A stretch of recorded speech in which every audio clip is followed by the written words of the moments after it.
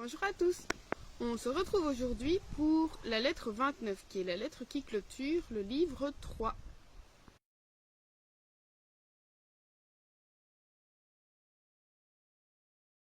Alors, il y a beaucoup de vent, donc j'espère que ça ira pour l'enregistrement. Lucilius apparemment demande à Sénèque des nouvelles de Marcellinus, qui est un de leurs amis communs. Et Sénèque dit que Marcellinus vient très rarement chez Sénèque, parce qu'apparemment il a peur d'entendre la vérité. Et Sénèque dit que la vérité, elle ne doit se dire qu'à celui qui veut l'entendre. Et donc, comme il ne vient pas, on ne va pas aller le forcer pour entendre ce qu'il ne veut pas entendre. Et il donne l'exemple de Diogène et des cyniques, on en a déjà parlé, qui, eux, faisaient la leçon à tous ceux qui se présentaient à eux, donc tous ceux qui passaient par exemple dans la rue devant eux, et donc ils dispensaient leurs conseils comme ça à tout le monde. Et Lucilius pourrait dire pourquoi on ne peut pas le faire, puisque ça coûte rien de donner des conseils, c'est gratuit. Et peut-être que parmi les gens que je touche, donc parmi la foule de gens que je touche, ça pourrait peut-être être utile à quelques-uns ou à quelqu'un. Et ça devrait pouvoir fonctionner une fois ou l'autre. Et ça me faisait penser, voilà, comme en classe par exemple, quand on a un reproche à faire à un élève ou à un petit groupe d'élèves, on a le fameux sermon général où on fait ça devant toute la classe. Et en fait, j'ai arrêté de faire ça parce que je me suis rendu compte que ceux qui ne sont pas concernés par ce que je dis vont le prendre pour eux et soit se sentir coupables alors qu'ils ne le sont pas, ou être fâchés parce que on les prend à partie alors qu'ils n'ont rien fait. Et que ceux qui sont visés, eux en fait ils ne le ressentent pas du tout, ils ne le prennent pas du tout pour eux. Et donc ça ne sert à rien. Donc voilà, en général maintenant quand j'ai des choses à dire aux élèves, je les prends à part après. Et puis voilà, comme ça ils se sentent bien concernés. Je faisais un petit clin d'œil aussi à mes collègues, petite dédicace à mes collègues. On connaît très bien quelqu'un qui fait ça tout le temps, qui remet en cause tout le monde alors que ceux qui devraient se sentir visés ne le sont pas. Bref, passons. Alors Sénèque dit qu'en faisant ça, donc en dispensant nos conseils à tous, la parole de l'homme bon, elle s'effrite. Voilà, c'est comme si elle s'épuisait. Alors que si elle est mesurée et bien dispensée à bon escient, elle peut corriger des âmes. Et il compare à un archer, et il dit le but d'un archer, ce n'est pas de parfois toucher sa cible, c'est que parfois il la rate, donc le plus souvent, il doit la toucher. Et si c'est un coup de chance, en fait c'est pas vraiment de l'art. Et il dit que la sagesse est un art, et qu'elle doit viser un but précis. Elle doit bien choisir ses sujets, donc pas dispenser à tout va, et mettre de côté les cas désespérés, même si apparemment il ne faut quand même pas laisser tomber trop vite. Alors il dit que pour Marcellinus il y a de l'espoir, mais il va falloir faire attention parce qu'il pourrait nous entraîner, en tout cas lui, Sénèque et Lucilius, il pourrait les entraîner dans la chute.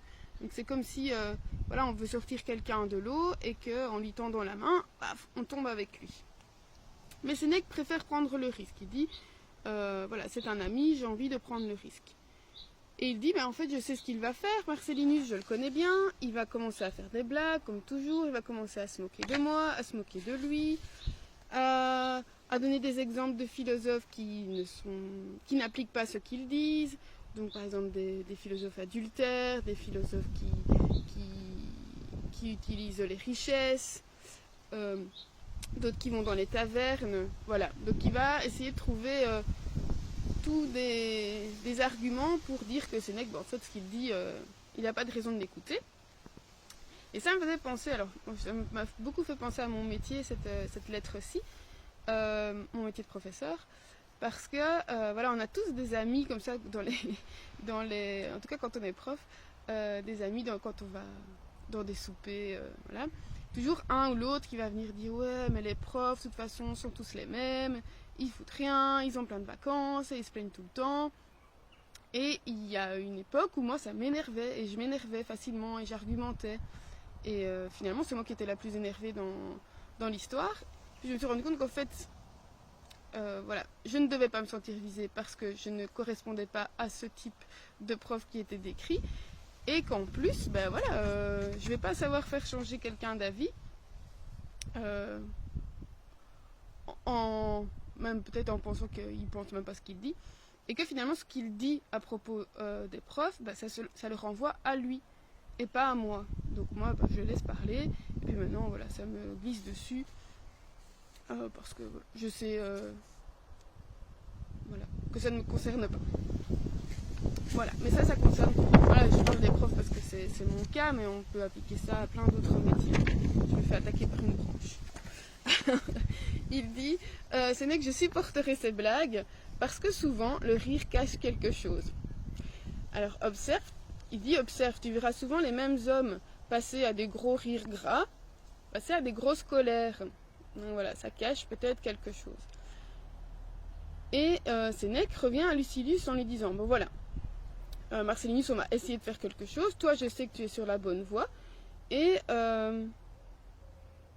il va vouloir lui montrer combien il valait davantage quand il était moins en vue. Donc il dit quand il était moins célèbre, moins populaire. Et il veut que ses vices s'interrompent un temps. Comme un peu un temps de répit dans une maladie. Hein, on compare toujours le corps malade et l'âme malade.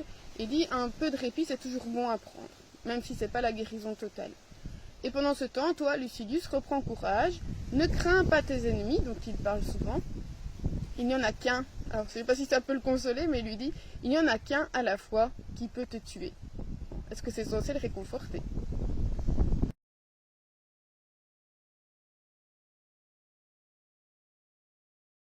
J'espère ne pas m'envoler avant la fin. Donc la phrase que j'ai retenue, c'est celle d'Épicure, où il dit « Num quam olui populu placere, nam quae ego scio, non probat populus, quae probat populus, ego nescio. » Donc, je ne veux jamais plaire au peuple, parce que ce que moi je sais, le peuple ne l'approuve pas, et ce que le peuple approuve, moi je ne le sais pas. Donc il dit, c'est d'Épicure, mais Sénèque dit que tous les philosophes pourraient dire ça. Parce qu'ils sont un peu... ils doivent fuir il dit vulgus, donc c'est vraiment le peuple, la foule, voilà. Et pour Sénèque, il dit qu'on ne peut pas être aimé du peuple si on aime la vertu. Et on ne peut gagner la faveur populaire qu'en se mettant dans la peau du peuple. Donc c'est-à-dire par des procédés mauvais, honteux.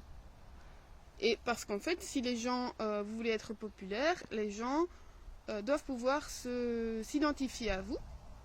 Et alors, apparemment, d'après Sénèque, ben, le peuple est rempli de vices. Et donc, si vous avez l'air vertueux, vous ne serez pas populaire. Et il dit, il s'en fiche, puisque le but, ce n'est pas d'être populaire. C'est d'être vertueux, d'être bon pour soi. Et donc, il dit, ce qui compte, c'est ce que toi, tu penses de toi, et pas ce que le peuple pense de toi. Et il lui dit d'ailleurs, si tu deviens célèbre, donc si j'entends ton nom partout, bah je saurai quel chemin tu as pris pour atteindre cette gloire. Et en latin, c'est istum favorem, donc c'est vraiment, istum, c'est vraiment péjoratif hein, pour cette gloire-là, quoi. Celle qui n'est pas importante. Et à l'inverse, quelqu'un qui serait sage, mesuré, on va aller lui chercher des défauts, comme si c'était suspect. Ben, c'est pas normal d'être aussi sage, d'avoir l'air aussi raisonnable. Et je réfléchissais à ça parce qu'on est beaucoup pour le moment dans la course, enfin pour ceux qui s'affichent sur les réseaux sociaux, comme moi on va dire, mais moi je cherche pas les likes. Voilà, les gens vont se mesurer leur valeur en fonction des gens qui vont leur répondre ou qui vont aimer leurs photos ou ça, et que ben, si ils sont pas fort suivis, s'ils n'ont pas beaucoup, des milliers de followers, ils sont pas importants, ils valent rien. Donc il y a vraiment des gens qui se rendent malheureux avec ça. Voilà. Qu'est-ce que ça veut dire sur nous? Est-ce que notre valeur, c'est pas à nous de la définir? Est-ce que c'est quelqu'un, même des gens qui ne nous connaissent absolument pas, qui vont définir qui on est et si on est valable ou pas? Voilà, on peut réfléchir à ça. Voilà. Moi, je ne cherche pas à avoir des millions de followers.